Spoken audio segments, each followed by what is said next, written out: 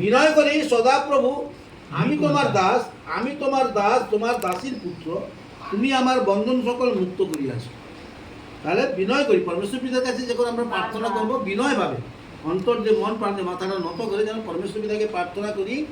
আর আমি তোমার দাস, সর্বদা যেন কি করি, নিজেকে দাস মনে করি, দাস, আমি তোমার দাস, যেন সন্তান না বলে প্রার্থনা করি আমরা।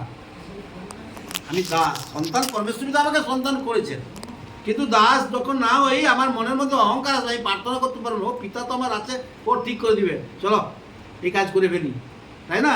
না, সর্বদা যেন দাস যে আমরা যেন প্রার্থনা করতে থাকি। আর তোমার দাসীর পুত্র, তুমি আমার বন্ধন সকল মুক্ত করিয়াছ। দাসীর পুত্র পরমেশ্বর, সেই যিশুগুলোর কথা বলা আছে, মসিহর কথা এখানে বলা আছে। আর সেই জন্য বলছে তুমি দাসীর পুত্র, তুমি আমার বন্ধন সকল মুক্ত করিয়াছ। আমরা কি করি, যিশুগুলোর নাম থেকে পরমেশ্বর পিতাকে চাই না, সেই দাসীর পুত্র আমরা, সেই জন্য তিনি আমাদের সমস্ত বন্ধন সকল মুক্ত করিয়াছে। আমি তোমার উদ্দেশ্যে স্তব বলি উৎসর্গ করিব, আর সদাপ্রভু নাম ডাকিব। আমি যখন কষ্ট থেকে উদ্ধার পেয়ে গেছি, আমি তোমাকে কি করবো, সর্বদা ডাকবো, প্রার্থনা করবো তোমার কাছে।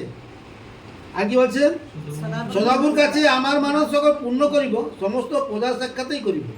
আবার পুনরায় তোমাকে স্মরণ করাচ্ছে পরমেশ্বর পিতার দ্বারা, যে আমি যখন পরমেশ্বর পিতার কাছে আমার মানব সকল পূরণ করব, সেই জেরুসালেমে পরমেশ্বর পিতার ভবনে এসে পরমেশ্বর পিতার যত সন্তান থাকবে তার সামনে আমি যেন সেই মানবটা পূরণ করি। কি করলাম, কি সাক্ষী আছে না, সাক্ষীর একটা রাখা আছে না, সাক্ষী যে হয়ে গেল, কার সামনে সাক্ষী দিলে তোমরা? সমস্ত প্রজাগণের কাছে তুমি সাক্ষীটা দিলে, ঈশ্বরের মানব তুমি পূরণ করলে। আর এরকম যেন সর্বদা করি, তাহলে ঘরে বসে থেকে যেন করিনি আমরা।